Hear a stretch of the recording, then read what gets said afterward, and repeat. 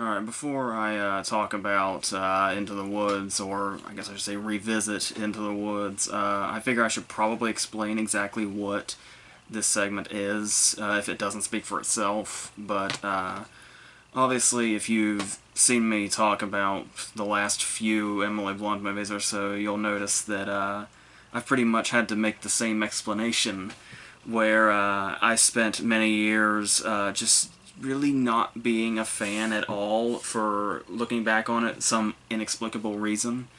I think it was I had seen The Young Victoria like when it came out, and I'm just really not a fan of the whole costume drama thing. So pretty much any movie that she was in after that, I just associated her with The Young Victoria, and it just turned into this huge bias against her forever. But then, as time went on, I started to realize how big of a mistake that probably was, and how much I was probably intentionally overlooking, once again, for some inexplicable reason. I don't know.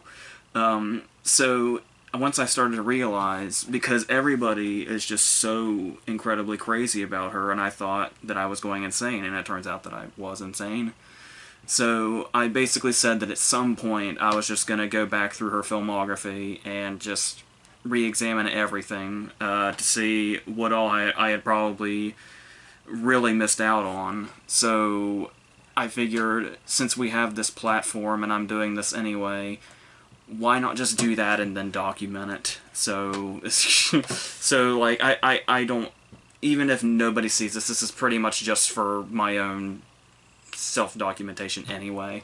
Just to fill in those gaps, I guess. So, I, over the past several months, have been going through and collecting her movies, and you realize how in demand she is, but given that her career has only really been thriving for like the last decade or so, you tend to kind of underestimate just how many movies this is an undertaking of. So it's going to be all of these pretty much one at a time, like in their own individual videos. There'll be a bit of a separation for stuff like all the animated movies will be in one video, and Charlie Wilson's War and Dan in Real Life, since her parts are so small in it, I'll just do them in one video. But the thing is that I've actually done this a couple of times before, once for Philip Seymour Hoffman and once for Robin Williams.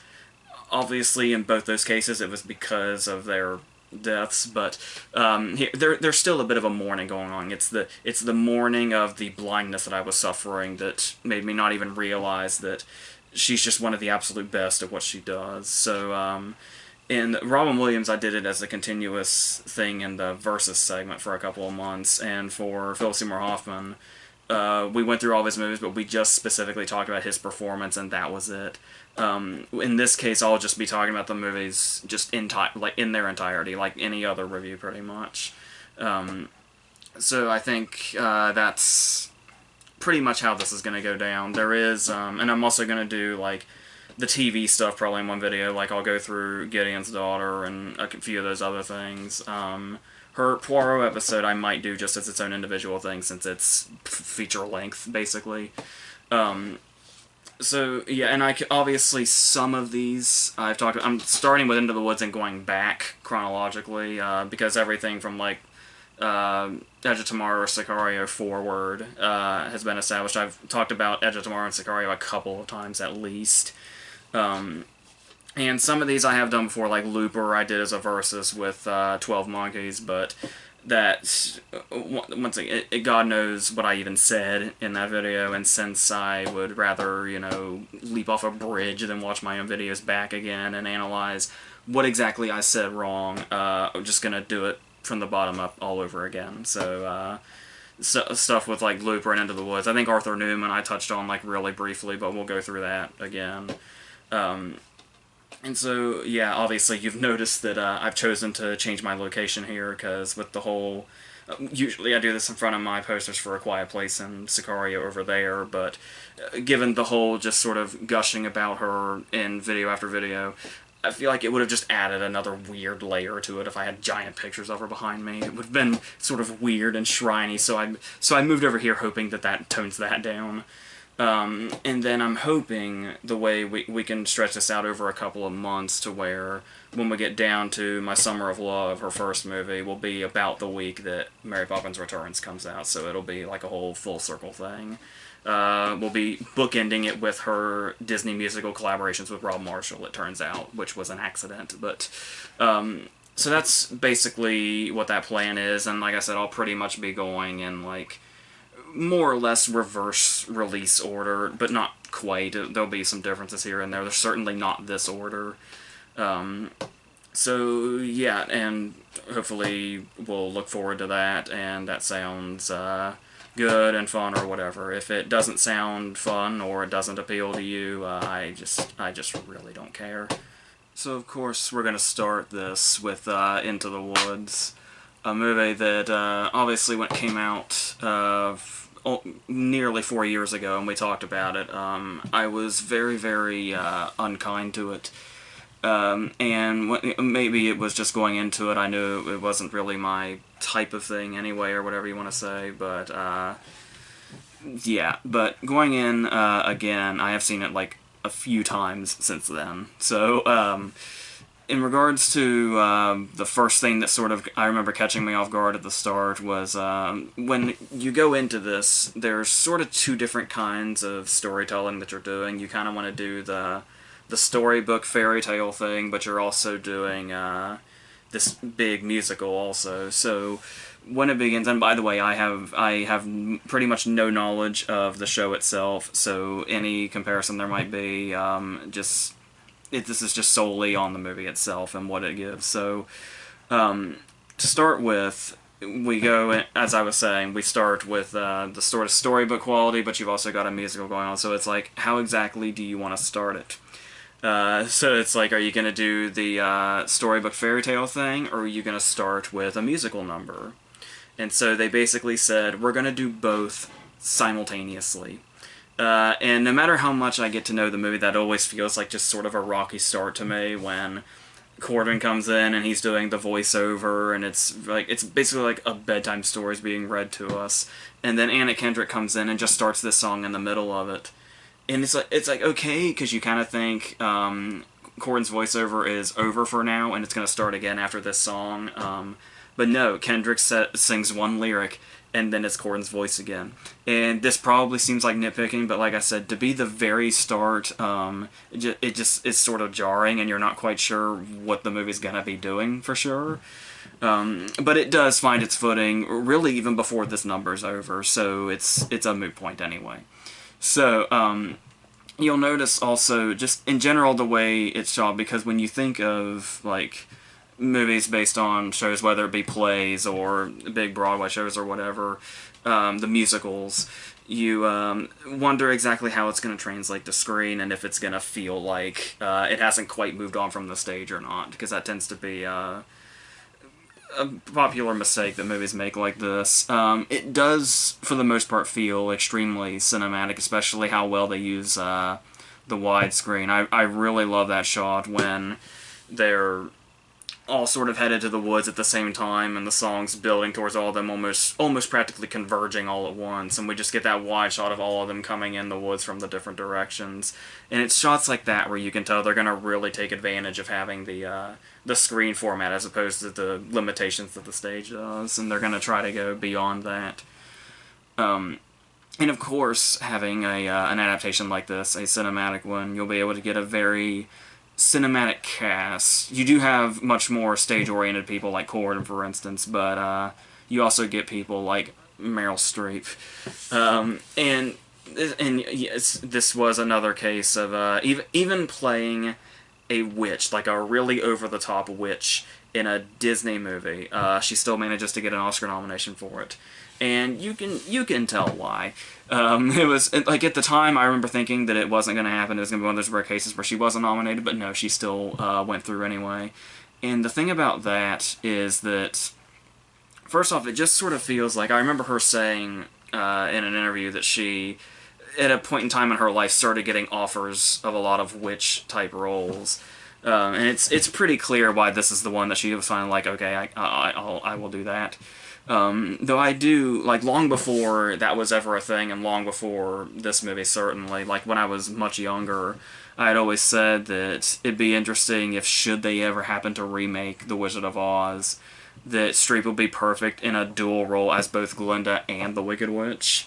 And that's more or less what we get here, in sort of a roundabout way, but where we do get to see multiple sides to this character that does, on the surface, just seem like it's a big, over-the-top Disney villain role. And one of the ways that that really stands out is, I know it's like the most talked about Streep scene in the movie. I'm pretty sure it was her Oscar clip too, when she's performing Stay With Me with Rapunzel. But the thing about this particular song and this performance that I think is, it goes back to where the root of this performance probably is, and that is the costume and the makeup. To where you can probably imagine that as soon as, I mean, obviously Streep can get into character in just about any way, but in particular this one, where it's like as soon as she's in like the costume and the wig and the makeup and all that, it's like you can just imagine Marshall's direction was just go fucking nuts. And that's what a lot of the performance is, and how much the work on her is also doing that work. But then she has this number where she has to go, like, really calm and, like, show this sort of internal heartbreak on top of, like, sort of like a whole motherly thing towards Rapunzel. Like this motherly longing. And she's got to do this in the makeup and the costume and all that, which is pretty much synonymous with the crazier parts of the performance. And so that contrast between just her appearance and the song itself, and the way she's able to find that sort of middle ground there, and then go pretty much right back into witch mode once this song is over, because the evil's still coming out of her even when she's trying to more or less suppress it for this moment. I think that's one of the more impressive things, not just because in general the song is just sort of a standout, like, it's just the sort of thing where once an actress realizes they're getting that song, they probably feel already drenched in awards, but to really see it from that sort of contrast, I think really also adds another layer to it than just being sort of an Oscar bait scene, more or less. But then, and of course, you know, the scenes where she does get to go nuts are, nobody probably could have done that in the way that Streep does, so we'll forever be appreciative of that. But also in the scenes where after the curse is broken, when she's still kind of in there, but there's definitely a notable change in the character. And then you also have people like Corden. I kind of go back and forth on Corden in regards to, sometimes I really like him, and sometimes I'm not really sure. But I do really like him a lot here. He's got to he's got to be funny, but he's also got to be heartfelt, and then really the big emotional moments in the last 20 minutes or so, like, are like all on his shoulders. And it's something where, had I known him better before I saw this movie, I would have really questioned if he could reach that. But of course he can, because, like I said, the stage roots are definitely in him more so than the I think there's a reason that most of his movie work now is voice work, but in roles like this, I feel like he can definitely excel for sure. But especially even when the bit more sort of darkly funny things, like his absolute lack of sympathy for Little Red Riding Hood when he comes upon the wolf after he's already eaten her, and his response in the voiceover is, "It was a full day of eating for both of them," and that's his takeaway from this. Not to mention that he pretty much cuts her out because he needs the cave, but that's beside the point. So that of course brings us to, now that we've talked about the baker, might as well talk about the baker's wife. This is, first of all, probably like one of the biggest sort of like the ultimate acting experiment, this role, where Blunt has to play this character that is just beyond devastation because she can't conceive a child. And Blunt has to play this character while she was actually pregnant. And that in itself, I can only imagine the challenge, but there's a lot more to this. Once again, something tells me, I don't want to go back, but something tells me when I talked about this movie the first time, I probably just said, that's Blunt, I don't care for Blunt, and then I moved on. But I've got a significantly more to say about her now, now that I've seen it a few times and view her differently just in general.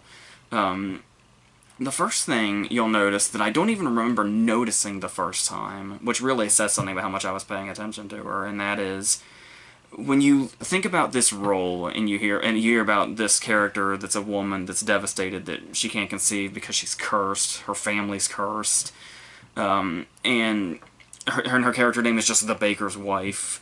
You don't really expect an almost full-on comedic role or performance from this, but it's absolutely here. There's and pretty much throughout too, like even in the much more somber scenes, there's always like a scene to follow it up immediately that's like comedic for her.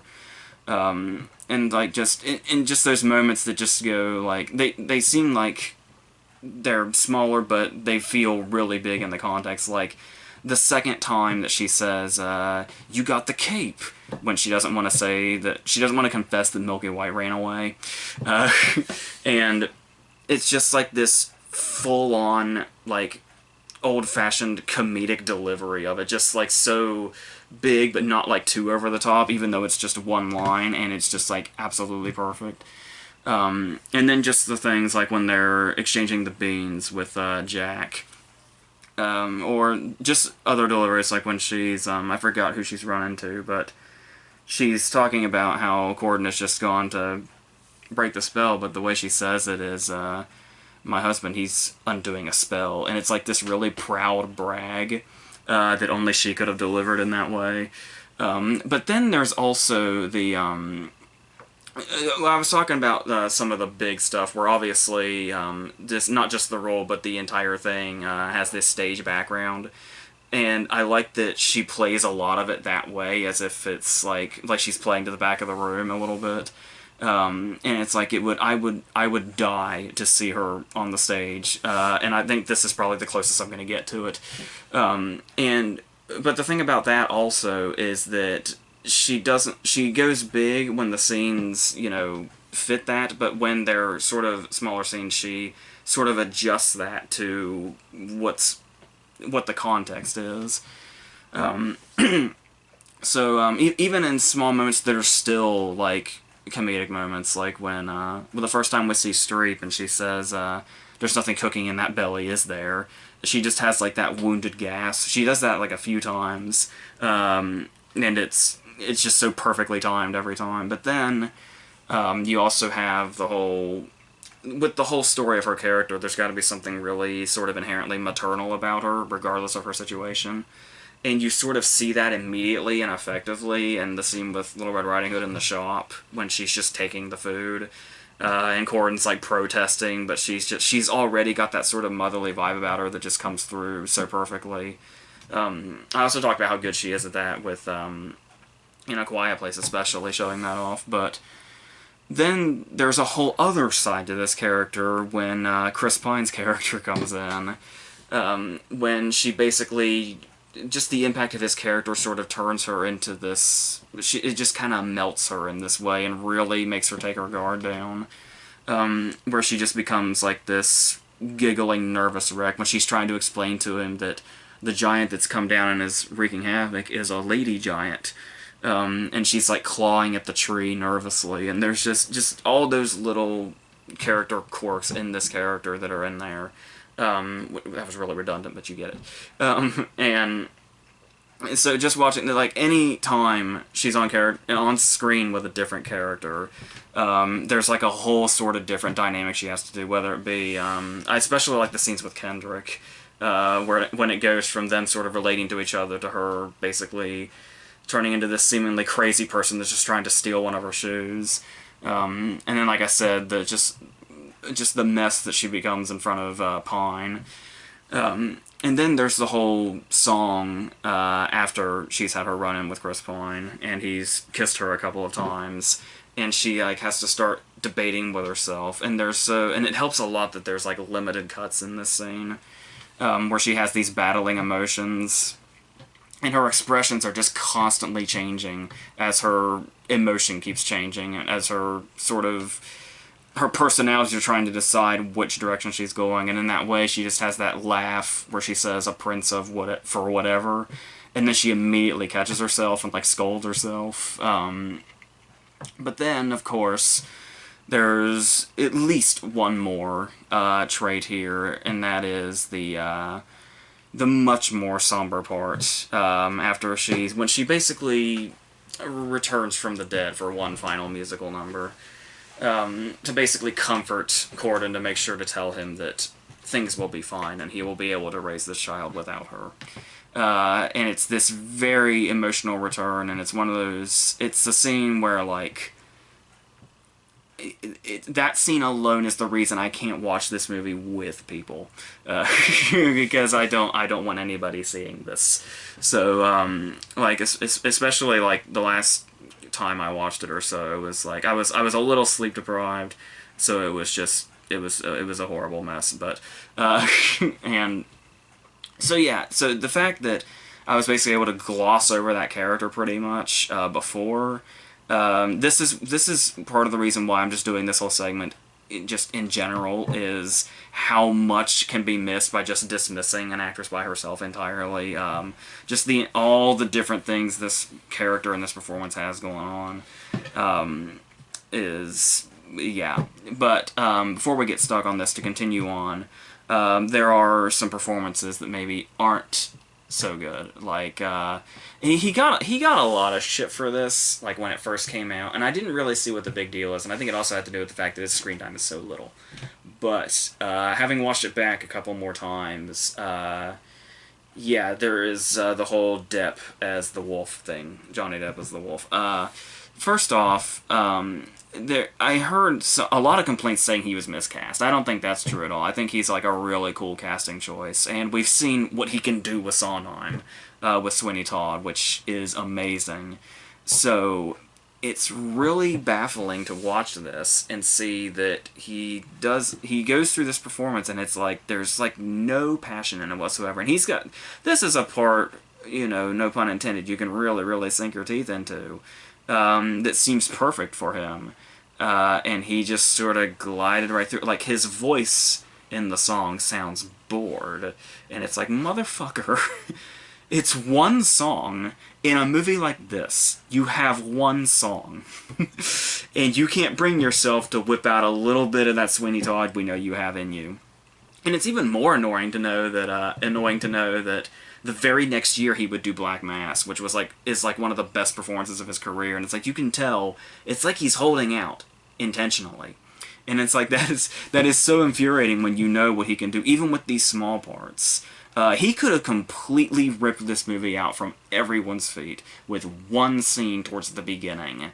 And he said, fuck it. And of course, he gets one of the headlining credits because he's Depp and because of marketing. Fuck Tracy Ullman, apparently. She's not here at all, but we definitely got Depp on there somehow, alongside the rest of the cast that's giving it their all. It's a little insulting, but that's the way that goes. But and then there's also Kendrick as Cinderella, something else I think I was probably a bit critical of, because I do think I thought she was a bit of a weird casting choice. It's a hard thing to gauge, because I think overall she's an odd casting choice, but I think her voice fits the character perfectly. Like, her voice is perfect, but I don't know. There's just something. I think, well, Kendrick's another one of those people like Corden where I'm not like totally completely sure. I go back and forth how I feel about them just in general. But I do think she ultimately does sort of win you over. Even if you're like me and you're like kind of skeptical about her casting, she does sort of win you over by the end of it, especially in like that last act or so. So that's something that has grown on me over time. And then you have the two child actors, Little Red Riding Hood, whose name has escaped me, her real name, but I do think. I mean, she's fine, but every now, like, it's sort of inconsistent, because, like, when she's singing, she's really good, but when she's just doing regular dialogue, there's something to be desired. And you don't want to, like, bash it too much because it's, a kid, practically, but there is, like, that one delivery that even she seems to notice when she's walking up and she realizes that the door to her grandmother's house is open because the wolf is in there. And she says, how uneasy I feel. It must be all the sweets. And it's just like this... It's like it was her first day on set or something. It's like uncharacteristically flat for this character that's been so, big this whole time. There's just this delivery that just sort of like falls out of her mouth. And there's even like...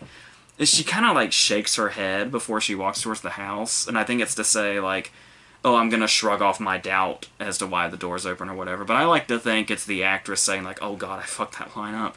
And it's just in there. But yeah, it's overall, she ends up fine. Somebody that comes off much more experienced would be Daniel Ottoson, who is Jack, who is... obviously, he feels more experienced.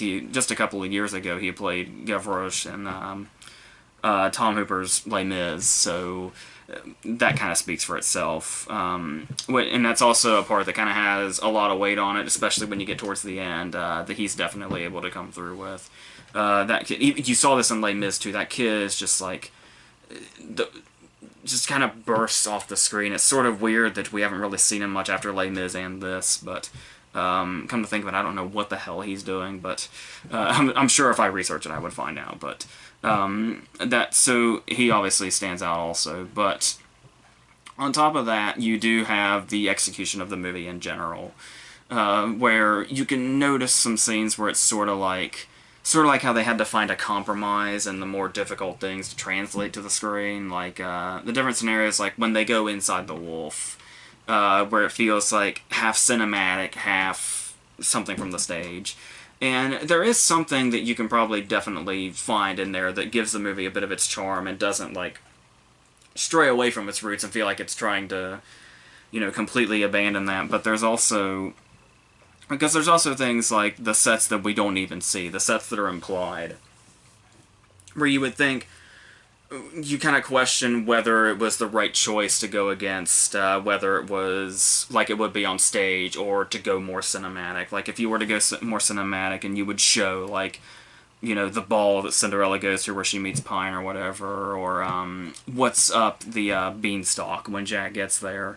But that is, that would probably take us in directions we don't really need to go. But also it is like, the idea of staying in the woods as much as we can instead of going off to these other places, and it's like it would sort of feel like it sort of betrays the whole setup if we were to keep leaving the woods and go to these other fantastical places. So I do understand why that's going on, and once again, it probably would have made, the movie a bit too long, and what we already know. The movie's pretty much all about knowing what we already know about these stories, which is really helpful. So it's like, we don't really see the ball because we know what happens at the ball. We don't really see what's up the beanstalk because we know what happens up there, and we know what it looks like. So overall, like I said, you can see the compromises here and there occasionally, but overall, they seem to have made the right choices. And speaking of the strength of the story being what we already know, being established, I think that was another thing I didn't really appreciate the first time was the concept itself of the what happens after Happily Ever After thing. Because, and you would think that would be appealing because that's just the whole thing where you find the happy ending and then you just take it in the darkest of possible directions that you can. At least within a PG Disney movie, but even so, still pretty dark. The most likable character in the movie falls off a damn cliff and dies. I mean, you can only get so much darker than that. A child's mother dies, all the different directions. But even so, I think it was mainly that, even though you can definitely appreciate that Disney would, like, actually go for that. And I remember seeing it, like, on its opening day, Christmas of 2014, where it was absolutely packed with families and little children, and to see the developments that this movie makes was very interesting nonetheless. Yet everybody still left pleased, interestingly enough. But I think the thing about that is it also, like, if you're not expecting that, you may be, like, overtaken by the fact that the movie's starting to feel really, really long. Because it actually takes what feels like a really long time to get to the Happily Ever After that's not our ending. Like the once they have all the ingredients that Streep needs, it's like the first thing they realize is that they can't do anything because the cow is not milky white. It's just a regular cow that Gordon just covered in flour. And then it's like, oh, there's a solution because Streep can bring things back from the dead. Great. But then there's the whole she touched Rapunzel's hair so that won't work either thing. And it's like, by the time we get to the happily ever after, it does feel like an ending because it's taken so long. But then once you do become really familiar with the story and you've seen the movie many times over, I think is when you can really get to appreciate that concept. So that's something that kind of went past me last time also, even though, like I said, it's something that should really stand out in this really new and interesting way. But yeah, I guess I just really had it out for this or something. But yeah, so then as it goes on, there's also, as it's starting to wind down after we've gone past the happily ever after thing, it does feel that it's going a little beyond just saying, oh, you didn't see that coming, did you? Where it goes into like these sort of surprisingly mature moments, particularly between Kendrick and Pine, when she's talking to the prince about how he's like, it's basically approaching that whole thing about how if you really go back and you look at like the old animated Disney movies with like Prince Charming and all that, it's sort of like this really terrible influence on how children are going to grow up perceiving romance. And that really comes through when Pine says so cluelessly, like, I was raised to be charming, not sincere. And he's just totally clueless to the fact of like where things are wrong here. And then just that moment where they part ways and they basically accept that they're never gonna love each other more than when they're this unobtainable thing, as opposed to actually being together. Which is kind of surprisingly dark in itself, if you want to, consider the truth dark, I guess. But that's in this kind of world where the happily ever after thing is a thing. That is the case. So yeah, and then obviously, being a musical, there's a really wide range of songs. Usually in musicals, there's that at least one song where you're like, I could do without this bullshit, or you just get by it, or whatever. I can't really think of what song that would be in this. I'm sure there is one, but nothing really come to mind. And it helps a lot how different a lot of them are. Like, some are like really energetic, some are urgent, some are sad, and some are funny. Like when the number with Chris Pine and Billy Magnuson, where they're like not so subtly competing with each other, like ripping their shirts open and shit, which is really funny. So I think that really keeps it alive also, is having that really wide range of songs and having a cast that just perfectly is able to belt them out. It's really hard to believe when Blum was talking about the fact that she had never sang on camera before this movie. There's like one scene like where she's kind of singing in Charlie Wilson's War, but it's easy to see that doesn't count. So, and then to know that she was, obviously, she was coached up to this point, but I mean, even so, it's like just enormously impressive, particularly because, like I said, you got the stage roots like Corden or, Daniel Adelson, or obviously Streep can just do anything, so it's just kind of expected of her. But for Blunt to come out having never sang on camera, she said she'd never really sang in front of Krasinski either.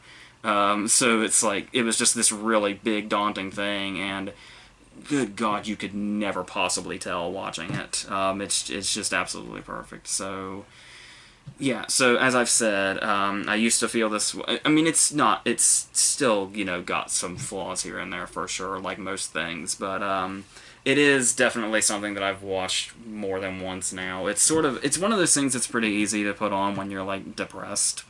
I don't know if it fuels the fire or it cures it. I can't really tell, but it's like for like the first hour or so it might help the depression, but then when it goes back into it, sometimes you just want to fuel that fire a little bit. You just need to, and this movie will do both those things for you. So it's sort of like this nice comfort thing to just have on in the background sometimes also. So yeah, that's how I feel about that now. But this is just the first. I think there's going to be 21 of these in total, which, like I said, should bring us right into Mary Poppins Returns, which I believe is December 21st.